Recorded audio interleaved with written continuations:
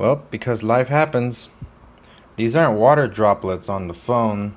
I cracked the screen on my S7 Edge. It fell flat on its face onto the concrete while I was trying to reply to a message that I got while carrying a lot of other stuff out in the driveway. So, yeah, the front screen's done for. So I'm going to switch this over to my backup phone. It's a good thing I got a backup phone. And in the meanwhile, now I get to try this place out. I'm gonna go to the Samsung Service Center in Los Angeles.